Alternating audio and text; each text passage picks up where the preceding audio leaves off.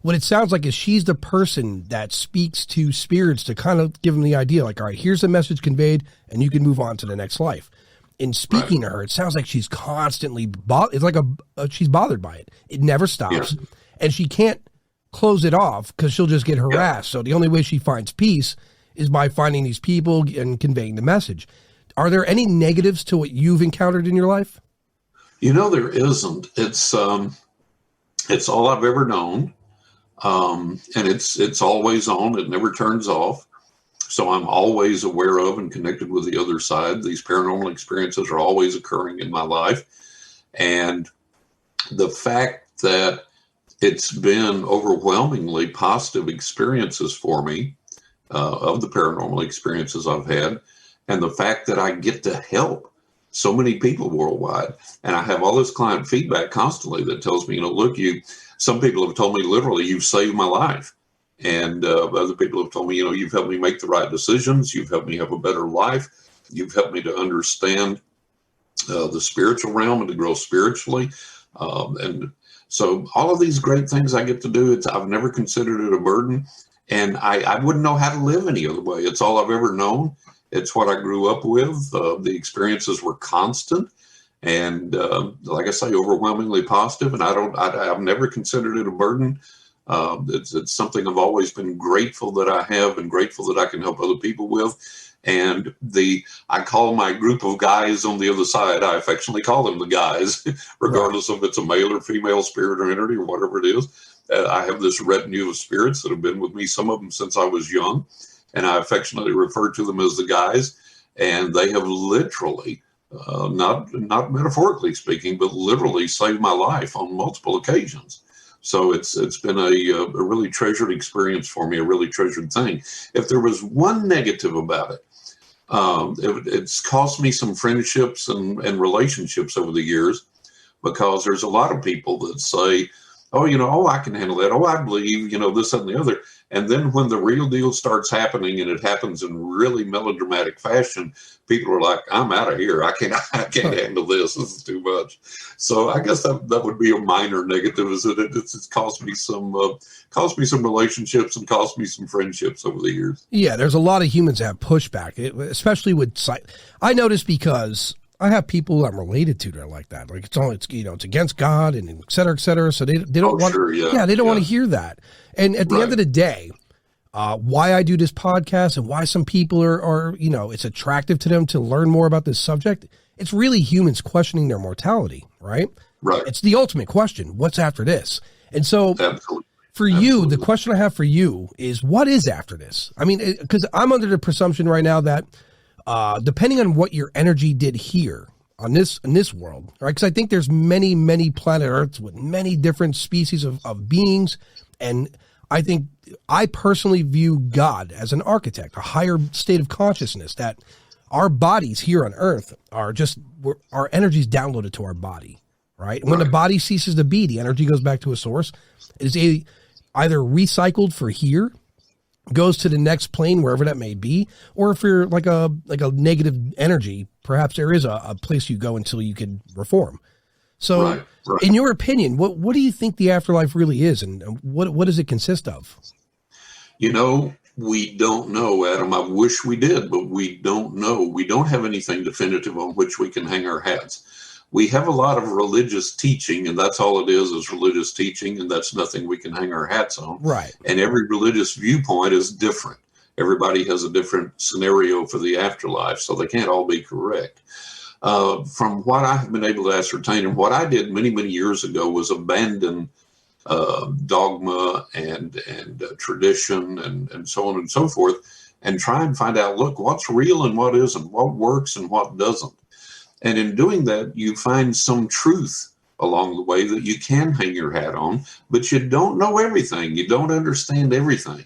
And that's in the process that we're all in after all of these eons of interaction with the spiritual realm, is we still just don't know. The best that I have been able to ascertain from my communication with people on the other side, and the people that have come to me, and the guides that have come to me, and the various entities that have come to me, is that our bodies and our consciousness are intertwined. That begins When we're born, we have that spirit in us. When the physical body dies, that spirit leaves and it goes to what I just collectively call the other side. We're over there. We're there. And then at that point, we have options as to we can continue our learning, we continue our growth, we carry our sense of humor, our memories, our mindsets with us, and therefore, on the other side, we may have this opportunity to look at things and go, oh man, I shouldn't have been as harsh with my kids, or I should have been more forgiving about this, or I should have been more strict about that, or I should have been a better boss, or I should have, whatever. We have those opportunities to look at things, correct things, and then people choose as to who they're going to be close to, who they're going to hang around here. People come back from the other side to try and help us, to guide us, to let us know they're there. And I get those communications all the time from people on the other side when I'm reading for my clients. And they're very intimately involved in our lives still, because they will tell me things that they have seen their loved ones do. Like, tell them, I saw you went to my gravestone, you put a rock up on the gravestone. And that's a tradition in a lot of societies, not just the Hebrew societies, but a lot of societies. And a lot of people would do that or leave some kind of memorial. And people will tell me, I saw you do this. So they're still very much involved with us. They love us. They care for us. And as far as, obviously not everything's all roses. There are evil people in this world. There are horrible people in this world. And to think that they would just go to the other side and everything would be hunky-dory and be okay. I don't believe that. I believe, kind of like you do, that there has to be some type of reckoning over there, some type of something where these spirits are maybe forcibly collected, let's hope, and kind of held in a situation where, they're given the opportunity to undergo some type of change, or maybe make some type of restitution for what they've done here.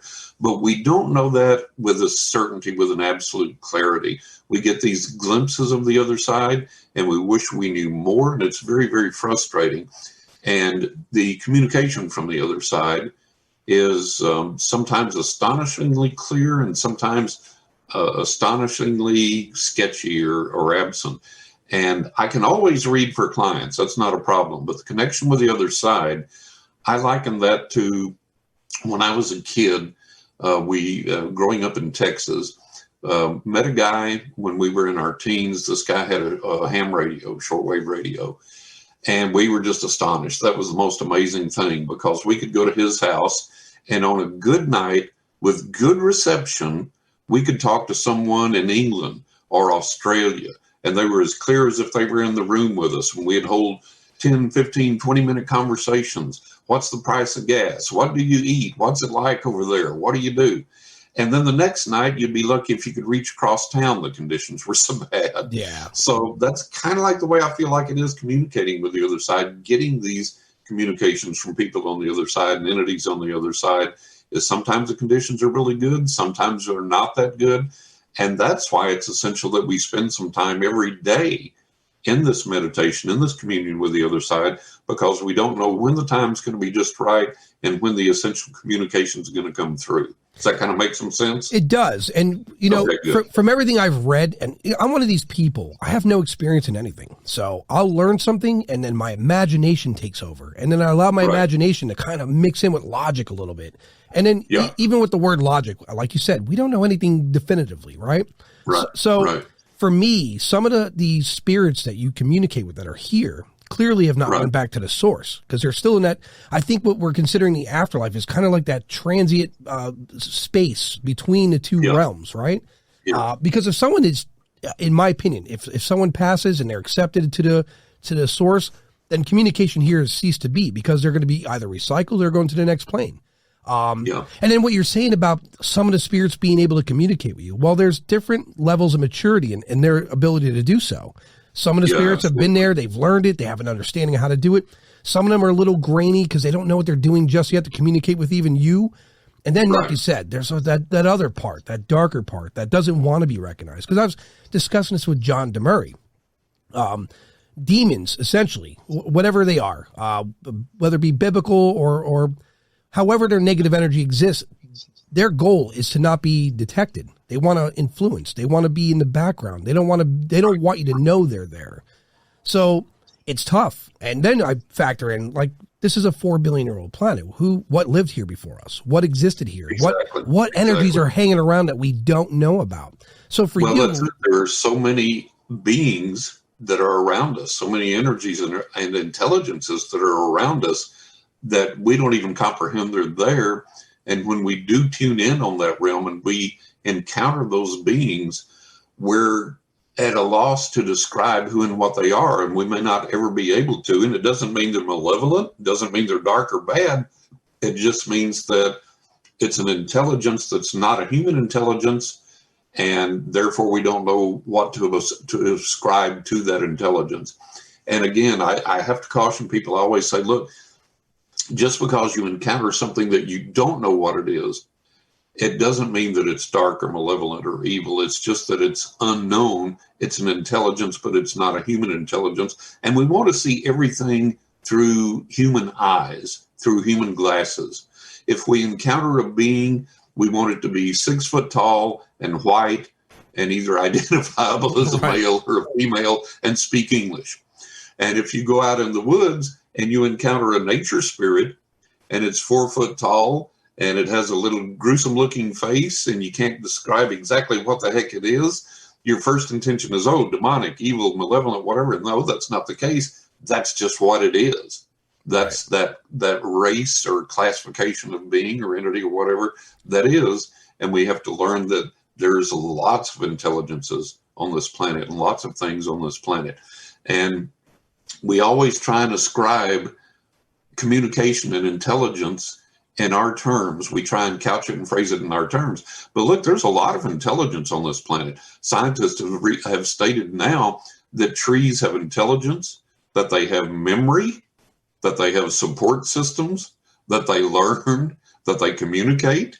So there's an intelligence. It's not a human intelligence, but it's an intelligence. Yeah, well, to add to that, not only did the trees exhibit this or what they're learning about it, we also learned that fungus connects everything, right? So they have their own neural network, the trees, and everything living on the planet for that matter, because fungus below the ground connects literally everything. It's so it's scary to think that we're damaging living things that may or may not. Again, that's why we have to have more respect for the planet, and we have to have more respect for these intelligences and for these beings, and realize that just as we try and have diplomacy with other countries, other states, other people, other races, other religions, whatever, we try and exercise diplomacy in the flesh.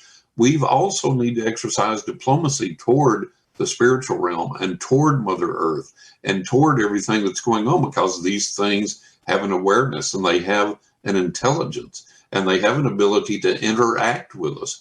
And these things can be placated or appeased or entreated, and we can help them and they can help us and we can work together.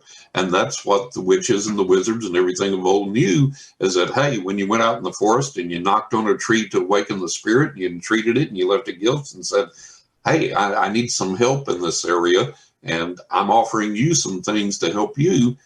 That's not superstition. That's not ignorance. That was a real connection with these beings and with these spirits and with these powers and with these intelligences. And we've lost that and become so material and so hidebound in our traditions and our dogma and our rituals and our religions and things that don't mount to a hill of beans and don't do anything, don't mean anything, but we've become so hidebound by them that that's all we know, and we just blindly follow that, and we're just going off a cliff and we don't even realize it.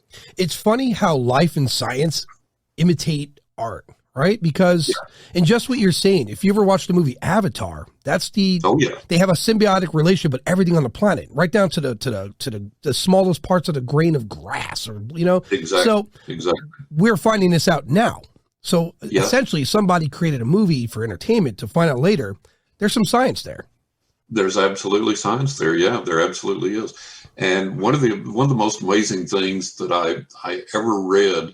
And I don't have the link for this. I had it in a computer that crashed, and I've had several computers since then. But it's a real story. I looked it up. I vetted it, and you talk about intelligence even being down to the blade of grass. They've long observed that if you hook up a plant a flower or plant of any kind to an electrode and bring a flame toward it, that all of a sudden the electrode, the meter on the attached to the thing is going to go crazy. The plant's like, I'm in danger, get that flame away from me. So to take that further, I read the story one time. I believe it was a owner, flower shop owner, nursery owner or something that was murdered in the store, robbed and murdered. And the cops had a suspicion, but they didn't have a definite lead. And so one of the detectives or whatever had this wild thing and said, yeah, we do have a witness. And they said, what are you talking about? And he said, the plants that were here when the guy was murdered. And they were like, you're crazy. You're absolutely nuts. You're absolutely crazy. But he talked them into making this experiment, and they got some fake suspects together with the real suspect that they suspected was the guy that was involved. And they hooked up this plant to this meter of some type with some kind of indicator, whether it was a needle, dial, whatever it was. And one by one, they brought in the fake suspects before the plant. They registered nothing. And when they brought in the guy that they suspected of the murder, the needle went wild, or whatever the indicator was, went wild. The plant recognized the guy, was like, this is the murderer. So the plant had enough intelligence to recognize what had happened, to remember the face, the energy, of the person that did this, and then to respond when they were brought in again. Now, that's pretty freaky if you think about it. It is. That's a true story, and it's vetted. And if you think about that, it's like, oh my God, the plants that are around us right now, they're aware, they're cognizant, they're aware of what's going on. It's not a human intelligence, but it's an intelligence that can recognize and transmit on some level other than speech a recognition of things and a response to things. Well, we know that plants are sentient because the majority of them, like even and more or less like fungi. Fungus will grow typically where the sun is, and some of them where the sun is. That's the side of the tree they're on. Some plants, when there's fire or some sort of something threatening to them, there's something changes in them. They move themselves. They lean a certain way. Plants are more intelligent. I don't want to say intelligent like us, but their instincts are pretty on point as far as. Oh, absolutely. And again, it's not a human intelligence, but it is an intelligence. You look at my little dog. My little dog recognizes words to the points that we have to spell them if we don't want him to get overexcited. And now he's learned to spell certain things. So when we spell those words, he knows what it is. That's not human intelligence, but that's an intelligence. And that's an intelligence that has come to recognize and understand human English language and even the spelling of it. Yeah, they recognize tones and they recognize different syllables. Oh, sure. Yeah, they're very smart creatures, animals, and we don't give them enough credit. We have to come to expand our idea of what intelligence is and realize that, hey, there's a lot of intelligence out there, not just us. There's a lot of intelligence out there. And that, again, by going back to the old ways of recognizing that and treating it, interacting with it, and so on and so forth, we make lives a lot better for ourselves and for the planet in general. So now the other question, the darker energy, because there's a story I've learned from a priest where they were working a case and nothing worked against this entity. Obviously, in my mind, I'm thinking this entity predates humanity and religion. So when you're spitting religious jargon at it, it's disregarding it completely. Sure. So the darker energies, when you come into contact, one, how do you recognize what it is? And two, what do you do to put it away or just not deal with it? Because I've heard terrible stories of people who investigate these things and then they attach to these people and their lives are turned upside down. Yeah.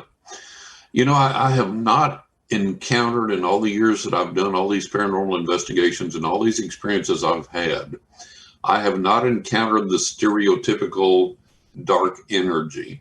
And I think that, and I'm not saying this is the case for every case, but I'm saying I think the majority of cases where people think they've connected with a dark entity are either misinterpretation on their part, a knee-jerk reaction to the event that goes back to their religious upbringing, or just a complete misunderstanding, misinterpretation of what's going on. I'll give you an example. When I was shooting the TV pilot for the History Channel, I have this woman come up to me and go, I have to talk to you between filming. This ghost tried to kill me. And I was like, oh my God, no ghost tried to kill you. Yes, this ghost tried to kill me. So I was like, okay, we'll talk. So got a break in the filming. We went off in a room in the building to talk privately. And she said, I was standing by my sink, and the cupboard in the kitchen opened up by itself. A plate flew out at high speed across the room, landed right by my head, next to my head on the wall, and shattered into a jillion pieces and fell to the floor. The ghost tried to kill me. I said, no. The ghost didn't try and kill you. The ghost wasn't even trying to hurt you. And psychically, I understood. The guys on the other side told me what was going on. And I said, listen, here's what happened. I said, the other side has been trying to communicate with you for a long time because there are several people there that know you're receptive, and they have things they need you to know and understand so they can guide you and help you on a daily basis. And you've been either afraid of it or been ignoring them or both.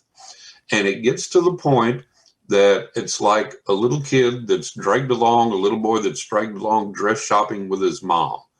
Oh my God, what's the worst thing a 5, 6, 7-year-old boy can experience? Being dress shopping with his mom. And he's bored and he's looking around and he wants to get his mom's attention about something. So he goes, Mom's at the dress rack. Mom's looking at the sale prices. Mom's, oh wow, look at this dress. Mom, and he can't get Mom's attention. So he looks around, he knocks over a chair. Bam. What are you doing? What'd you do? He's got your attention. Same thing with the other side. We ignore them. Here's a door closes by itself. That's my imagination. Here's an aroma. Oh, that's just, that must be, I have a cold or I have a daydream or something. That's not real.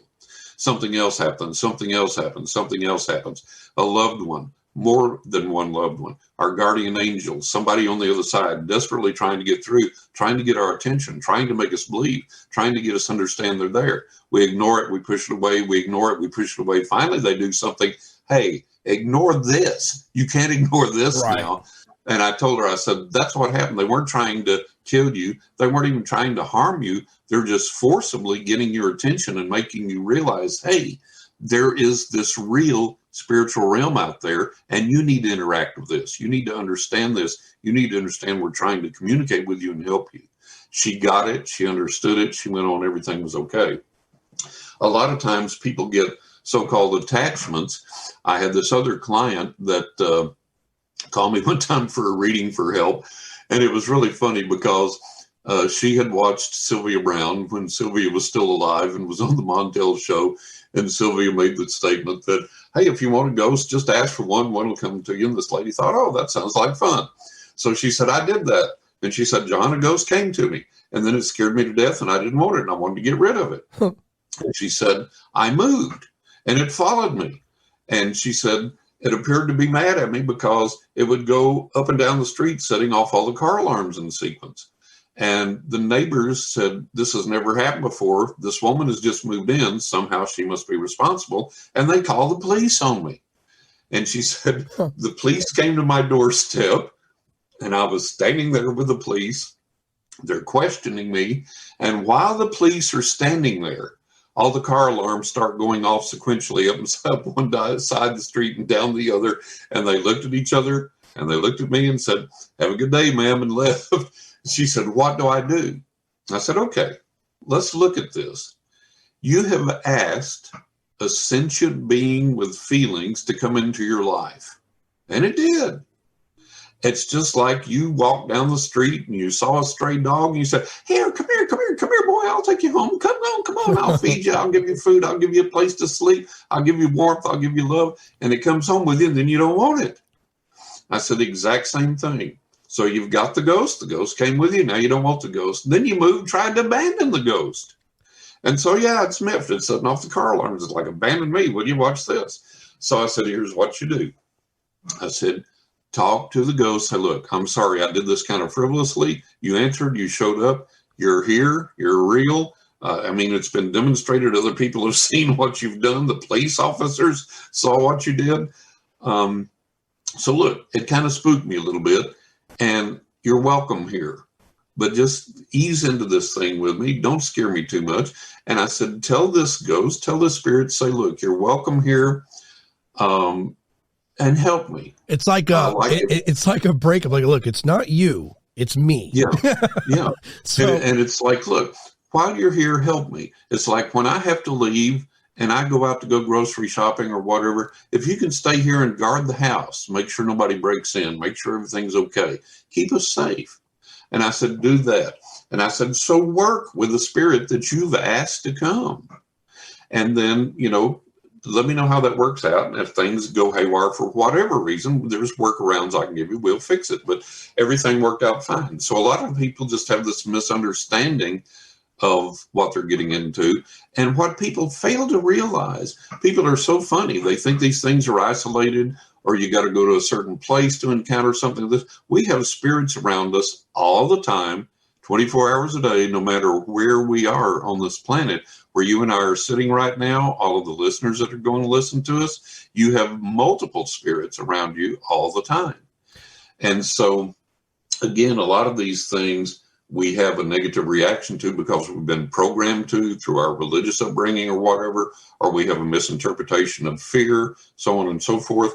And like I say, I've never encountered that dark thing that I really had to worry about or was frightened over or anything like that. And you mentioned that, throwing religious things at the thing didn't work, this type of thing. And every single case I am aware of, and I'm aware of a lot because I've been around the block a few times. I'm going to be 69 now in a few months. So I've been at this game a long, long time, as the old saying goes. And in every incident that I know of, anyone that has called in a priest, an exorcist, a demonologist, a psychic, whatever, to exercise a spirit, to close a portal, to do this, to do that, to do that. Number one, does not work, period, in a discussion. Number two, usually makes it worse. Right, right. So we have to understand that we are dealing with intelligent beings that are here on this planet and in nature and in our homes and all around us. And we shouldn't view things as a negative. This is the normal state of affairs. And we should understand that when something chooses to interact with us, that can be a great blessing, and that can be a great honor, and that can be a great privilege, and it can even be very helpful to us. If someone comes up to me and wants to befriend me, and I turn around and slap them and yell for the priest to come throw holy water at them and yell biblical phrases at them, what in the world? Right. They're going to if they're a really nice person, they're just going to go, well, these crazy SOBs, I'm out of here and leave us alone. If they got a good temper, they're going to come after you. So think about that on the other side. If some spirit comes up to you, say, oh, hey, I'm going to hang out with this person. I'm going to help this person. Be cordial with that spirit. Be respectful with that spirit. And it's like I remember, nothing frightens me. I've never been scared, except that one time when I was a kid, and that's because I was a kid. But I've never been scared or frightened of any paranormal experience since. It's something that we have to understand as part and parcel of our lives, that it's perfectly normal. And, one of the funniest things that people don't understand, that we live in this spiritual realm with these spirits constantly wherever we're at. Because I have people that will say, I just bought land, cleared it, and built a brand new house. How can it be haunted?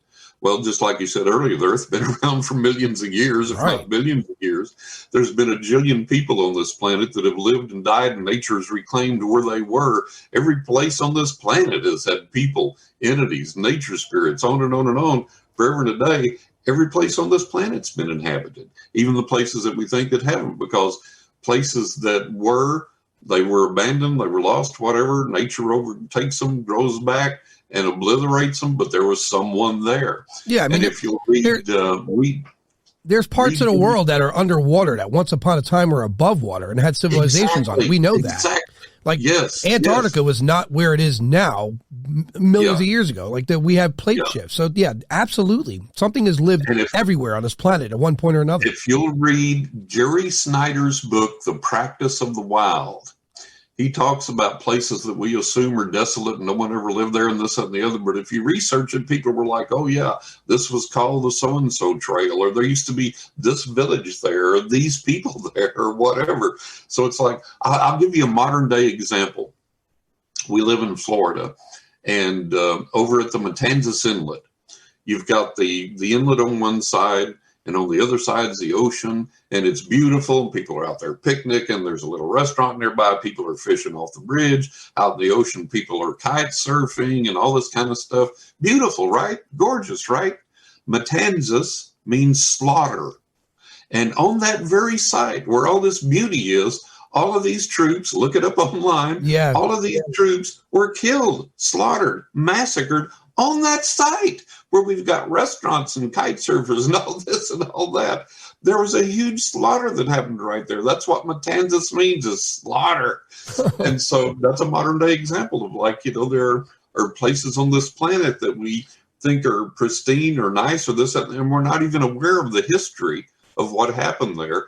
And beyond that slaughter, you could go back thousands of years, probably lots of other things happened on that very spot. So we have to get this understanding of the relationship of all these things to us. Right. I live in Florida too. I live in the Tampa Bay area. Okay. Yeah. And when you do the history background of Florida, a lot of crazy shit happened here. A lot on both coasts. Yeah. This is a long time ago.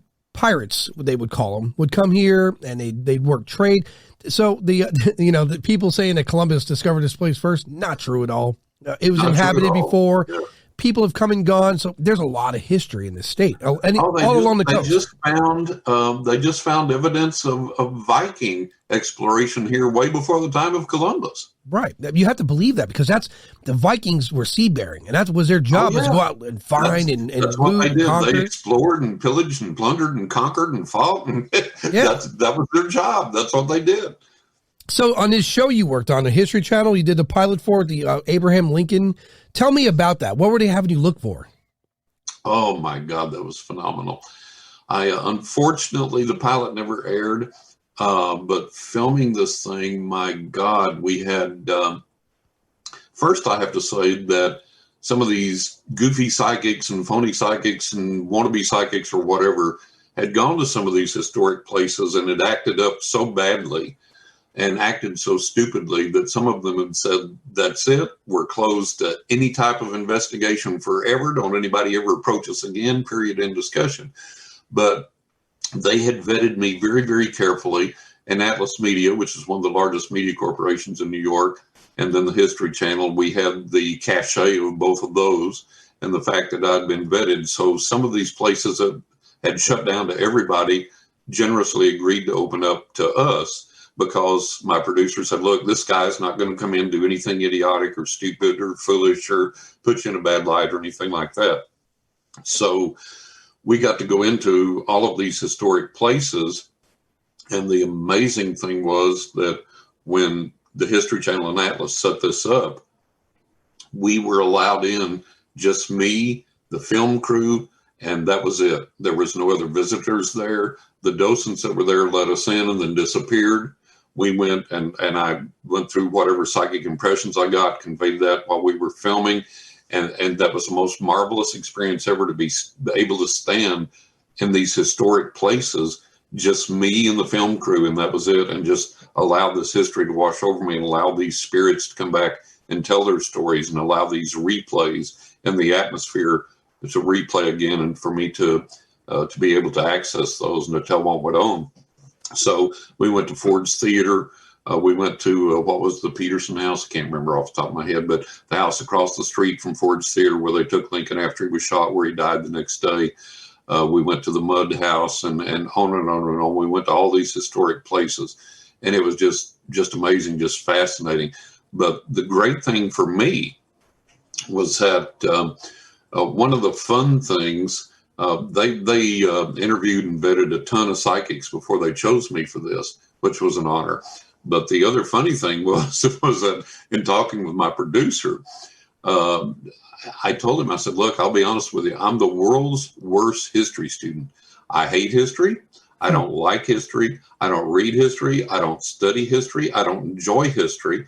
And in school, I was a kid that was writing the crib notes and ink on his hand to try and pass the history test. I just didn't get it, didn't like it. So I said, if I get anything, it's going to be authentic because it's going to come from the psychic realm. It's going to be real. And it's because I don't know nothing about this. I know Booth shot Lincoln at Ford's Theater, and that's the extent of anything I know, period, end of discussion. So we went to all these places, and I would get all of these psychic impressions and these communications with spirits that we were able later to confirm, to validate.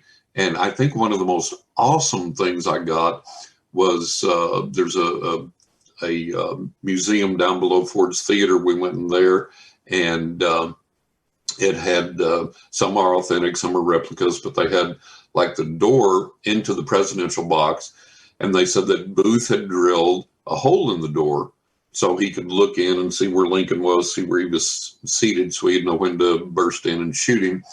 And I looked at that, and my psychic senses told me, said, nope, Booth did not drill this hole. Booth had this hole drilled by someone in the theater that wouldn't arouse suspicion by being there, like a workman or something. So sure enough, after we shot the pilot, we had access to tons of Lincoln experts, tons of research, and, Atlas had all its research people available and so on and so forth. And sure enough, they found out that a workman in the theater had drilled the hole and not Booth. And so it was little things like that I was able to discern psychically and come up with, and we were able to validate, that made it a really exciting thing. And then we got paranormal manifestations on film. And I write about this in my second book, and we can discuss my books, but I write about this in my second book. And I don't know, I think we were the first to use a FLIR camera, forward-looking infrared radiation. I'm not sure, but I think we may have been the first. And like I say, we didn't go to air, so we couldn't claim that, but I think we were the first to use that. So we used regular camera and then a FLIR camera, both. And the FLIR camera was set so that heat would show up as white and cold would show up as black. And we went to this place in the mud house, and I said, there's a female spirit over here. I said, I'm sure it's Mrs. Mudd. And I said, she's walking toward me. And I said, I'm getting cold. I feel this energy. I said, she's walking through me now. I feel her passing through me. And now she's going out the other side. And as I said that, on the FLIR camera in black, which indicates cold, there were female shoe-shaped and period shoe-shaped footsteps, black footsteps, walking across the floor toward me as I said that. And then going out the other side. So we caught things like that on film, and it was just absolutely amazing. It was absolutely wonderful. What was it like? What was the film? What was the film crew like through that experience? I set out. My producer was kind of like, I'm skeptical, but we'll see. So he had an open mind. Some of the other film crew was like, yeah, whatever. It's a job. I'm getting paid. I don't care. And my viewpoint was, I'm going to make everybody here a believer. So not only did we get these things happening and catch these things on film, and we had these paranormal occurrences occurring, and the film crew had to acknowledge, oh, holy cow, this is real. This is happening. It's really happening. It's really going on. I would do things like while we were en route to filming destinations, the other side would give me things for individual crew members that I wouldn't have known about them. And I would tell them things, and they would be like, holy cow, okay. And my purpose in doing that was not to show off. It was to say, hey, guys, this stuff is real. Right. This is reality. This is how we should all live and interact and understand that this is available to us all. And we can learn so many things that can help us and so on and so forth. So it was really great. And I remember one of the funny things that I did with my producer. We were en route.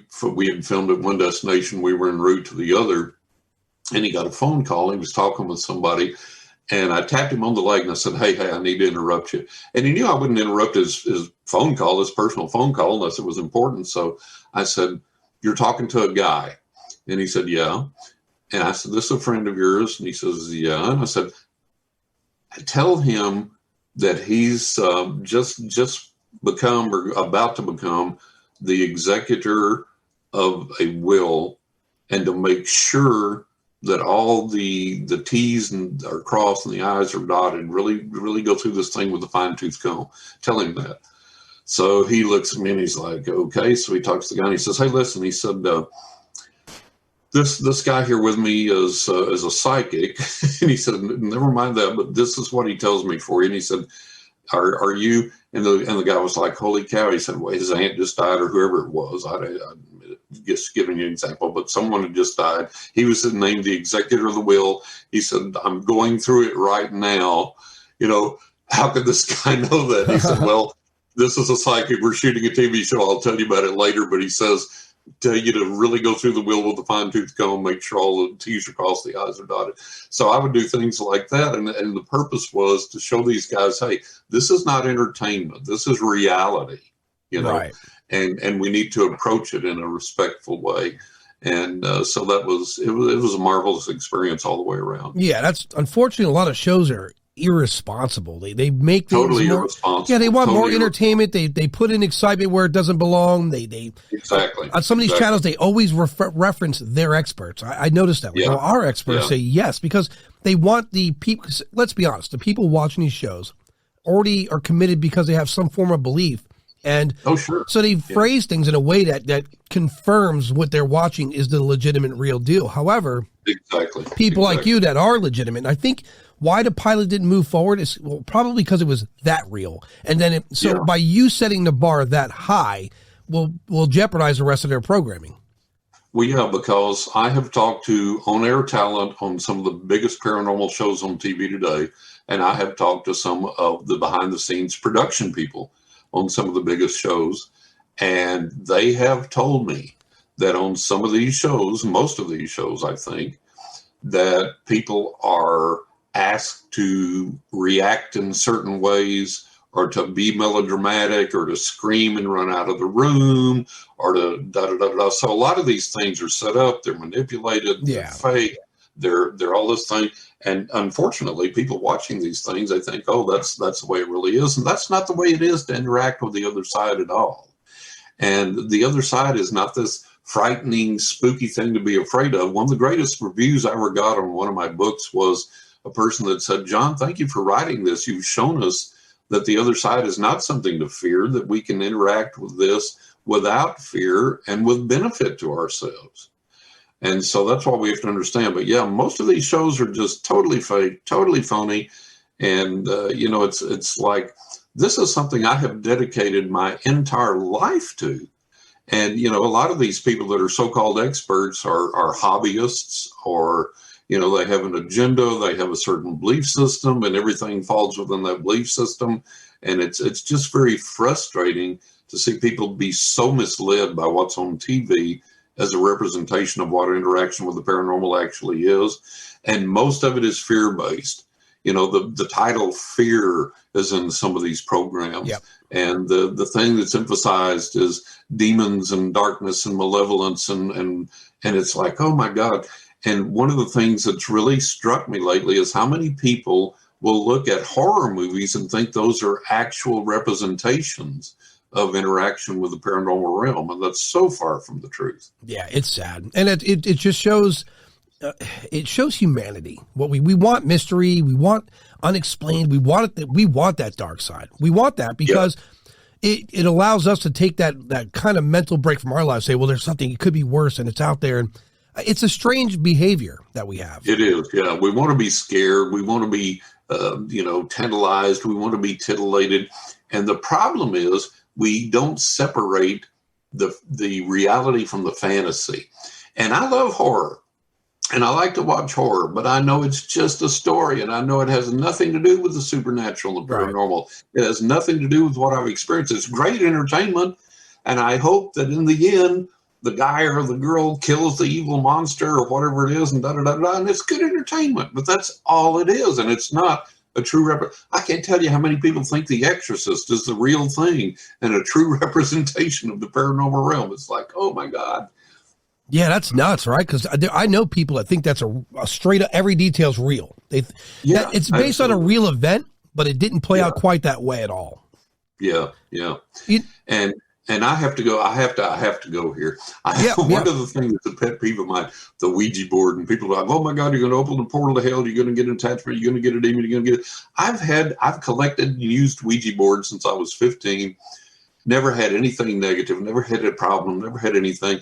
And what amazes me is I saw something the other day. I wish I had thought of this. I'd come up with this, but I didn't. But I've adopted it, and I tell people this. I read this thing that was like, why the Ouija board? You use a crystal ball, a pendulum, dowsing rods, tarot cards, runes, everything else on the planet, and that's okay. But the Ouija board's going to get you in trouble. It's all the same energy. Yeah, I firmly believe with the other side, it's all the same thing. Right. I firmly believe it's not the object; it's the strength you give it. That's right? It. If you put forth a lot of energy into something, I think you'll get a result. You can put that same energy into a coffee cup and get results. Exactly that way. Right. Exactly right. Before we close out, though, let's talk about your books and where they can be found. Oh, great. Thank you. Yeah, my first book is titled Riding with the Ghost, Angels, and the Spirits of the Dead. My second book is A Knock in the Attic. You can buy these books at all booksellers online, Amazon, Barnes & Noble, Books A Million, Abe Books, Target and Walmart carry them online. A lot of the independent stores carry them online. And I really hope that people will get them and read them for an insight to what it's really like to be psychic, what it's really like to interact with the other side, the positive, beneficial things that can happen.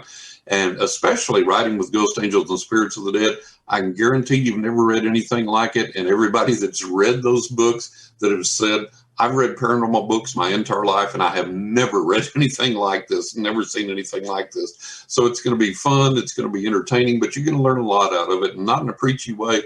You're going to enjoy reading it. Good. I'll put those in description so people could find them. So it'll make it easier, obvious, to get to the link.